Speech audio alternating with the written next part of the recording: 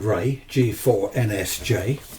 Going to talk to you about shortwave listening. I know I made a video ages ago about shortwave listening, but since then I've really got back into that side of the hobby. I'm an amateur radio, being licensed, I chat on the air a lot, but I've set up, this is my receiving station. There's the Lowe HF-150, Kenwood TS-530D, that's a transceiver. I've got another one over there I use for transmit. This is just for listening. I've got the Tecsun S2000 there, Tecsun, which is good. FRG-7, the Yaesu FRG-7, with its digital readout edition. And I've just only yesterday got hold of this. No, day before yesterday, tell a lie.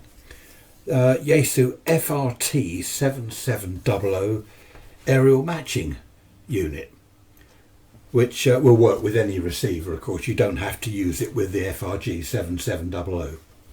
It'll obviously work with any receiver. It's just an ATU, nothing special, but it matches this, and I thought it looked rather good. So shortwave listening, first of all, aerials. Which aerial do you use? Depends obviously on the size of your garden or wherever you live. I've only got a small garden, so see this, look. This is the active antenna. It's the mini whip. It's on eBay. I think, was it 25, 30 pounds? Something like that. All over eBay. They come from China. And it is absolutely brilliant. And here it is up in the air. Coax has come away from the pole a bit in places, but here it is up in the air. It's on a 25-foot fishing rod type pole, those fiberglass poles. If you've got a lot of local interference, as I have, this mini whip thing is really good. As I say, 25, 30 quid, yeah, you can't go wrong. Otherwise, use just a long bit of wire. Long as possible. Again, depends on your garden. You don't want it like 300, 400, 500 feet, that's too much.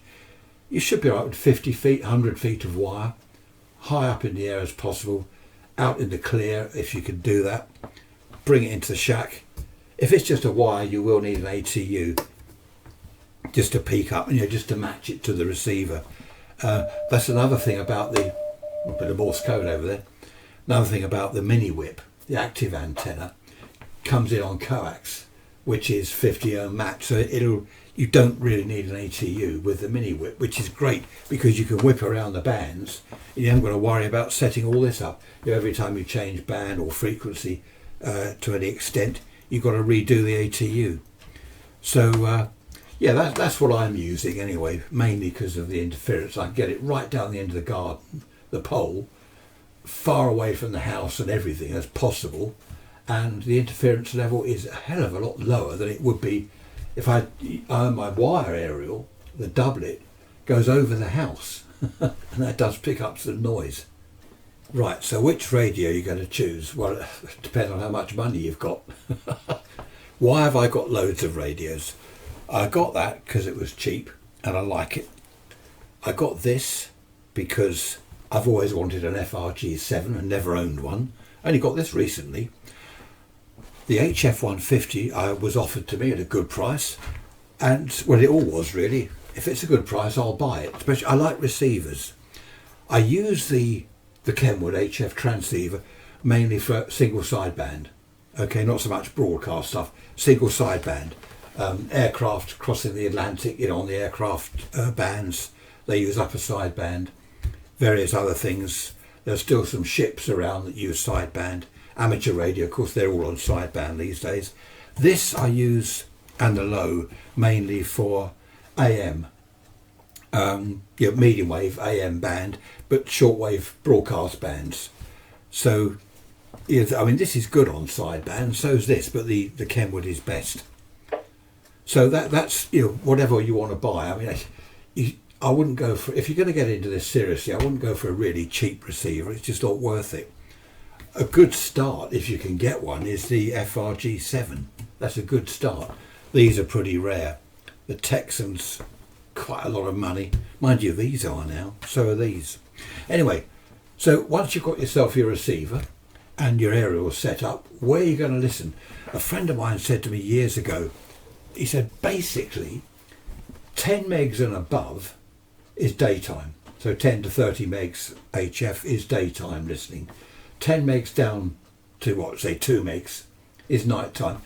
That is plus or minus a bit, because you'll listen on the 9 meg band, the 31 meter band, and you say, well, that's below 10 megs, and it's pretty good in the day sometimes. So there is a kind of margin of error or something.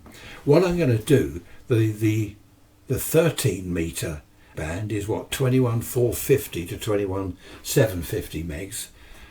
I'm going to listen to a station and compare the receivers. I'm also going to include my old CR100, which is that side.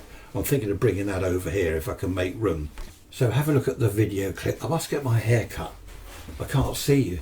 We're going to start with the FRG-7, all on the mini whip aerial. Okay, I'm not changing aerials. I can switch over. I'll show you that in a minute.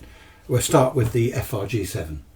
This is 21.695 megs, 21695, and it's the, where are we, what's the time? It's 10 o'clock GMT, 10 in the morning, and this is Voice of America in Chinese.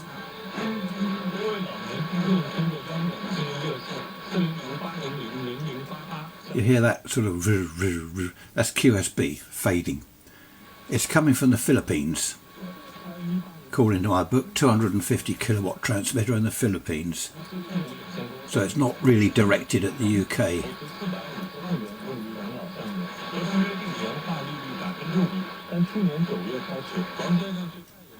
It's obviously directed at China, because the Philippines are just across the water from China. I deliberately chose a weak station. It's no good trying to compare on one that's 9 plus, 9 plus 20 dB.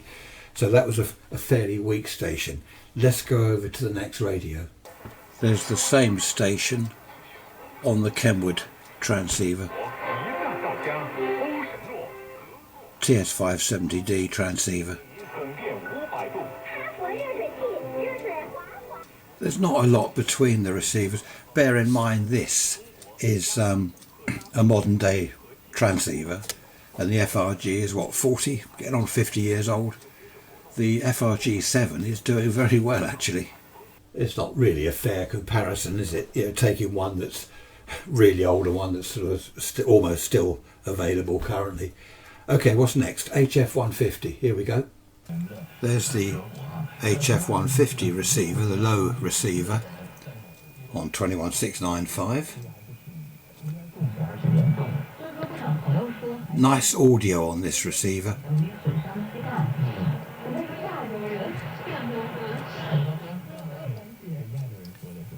Compares very well. I mean, this is what, 1990s, I think. The FRG-7 is 1970s or 80s. And the Kenwood's a current receiver, so they all compare quite favourably, to be honest. Yeah, there's the QSB again.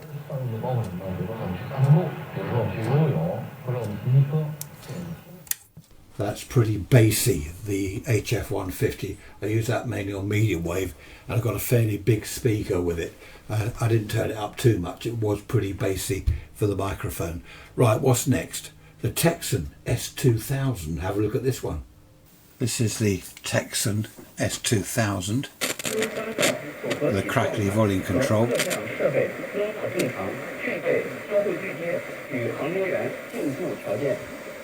That's not bad, is it? That's not bad.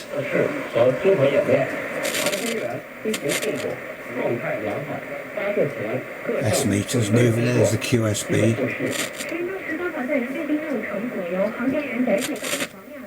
That's not bad at all, is it?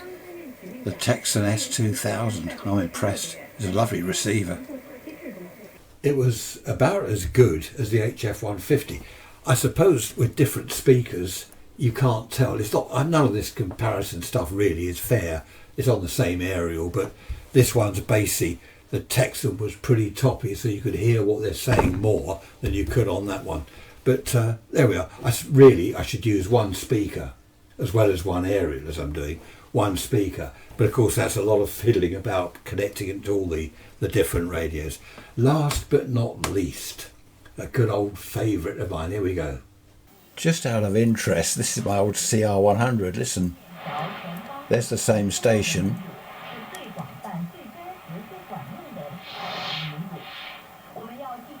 That's not bad, is it? How about that? CR100 1940s. Look at that. Good grief. I'm impressed. How about that? An old 1940s valve communications receiver. The only thing on the CR100 is you've got sort of 21 megs and then there's a line, then it's a 22 megs. The line is 21.5, so you know roughly where you are, but you can't, nothing like a digital readout.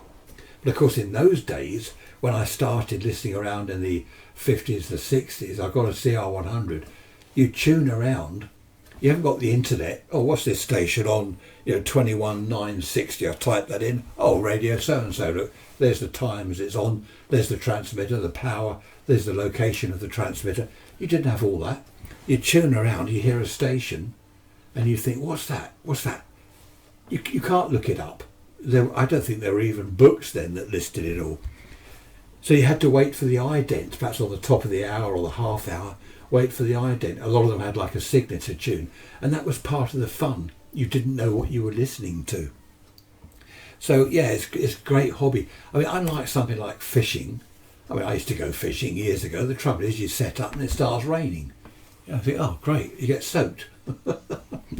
You don't get wet with this, whether it's sunny, winter, whatever, middle of the day, middle of the night. You can sit at your receiving setup and have a tune around. It's a fantastic hobby. There's one thing I haven't done with this comparison business, and that's my SDR, the software defined receiver, which is you can't see a little box down there plugged into the computer.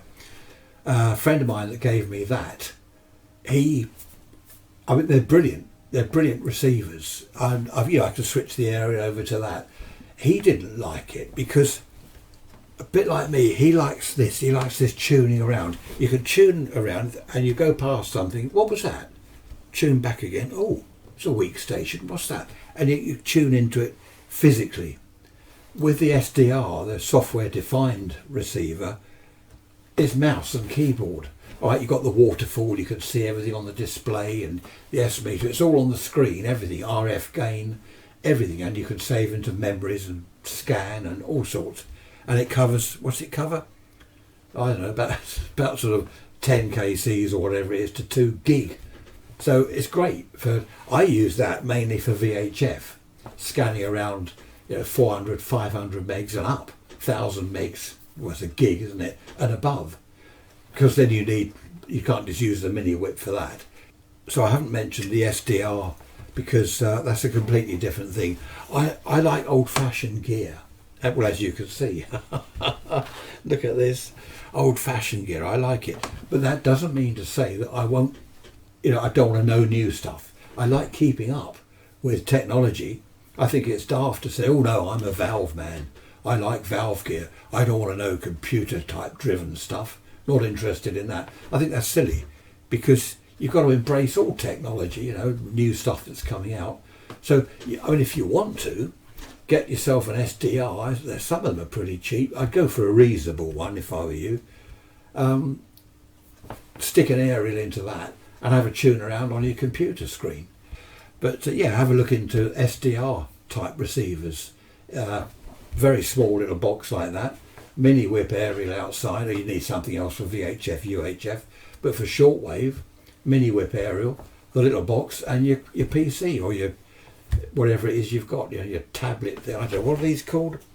That's a Surface Pro. I haven't tried it on that. I suppose I could use it on that. One last thing, don't worry when people say, oh, there's nothing on shortwave. Shortwave's dead, no one listens there anymore. There aren't any radio stations. Yes, loads of them have gone, hundreds have gone. BBC World Service relay transmitters all around the world. I think most of those, well, if not all of them, have gone because they're on the internet now and things. I mean, the BBC are still around. Having said that, there is still a lot to listen to. Have a tune around. What I'll do tonight, what's the time? I don't know, 3 o'clock in the afternoon. What I'll do, I'll wait till this evening. I was going to put the video on now, but I'll wait till this evening when it's dark. The ionosphere comes into play with the signal, so you get skip all around the world, and we'll tune around some of the lower frequency bands and see what we can hear. That'll be quite good. I'm not going to do all comparisons again. I'll just stick to one radio. I'm not going all around the radios. You'll get bored. You'll get fed up. So I've got other HF radios actually. So I'll end the video here and I'll come back tonight. Right, here we go. It's now dark. What's the time? It's 7 o'clock. Dark, of course, because the winter's coming along. This is 7 megs. Okay, the 41 meter band. 7.2 megs there. So just tune that up.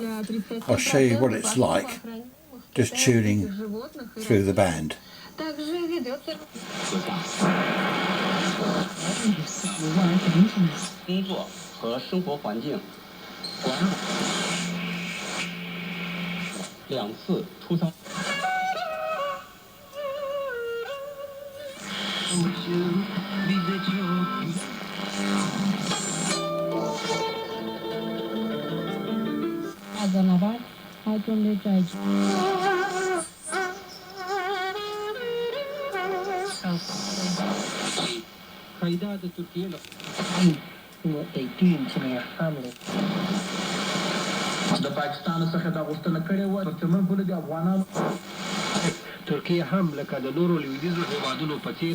I didn't spend too much time last night tuning around everywhere, all the bands, but that was only 7 o'clock. It got really lively later on.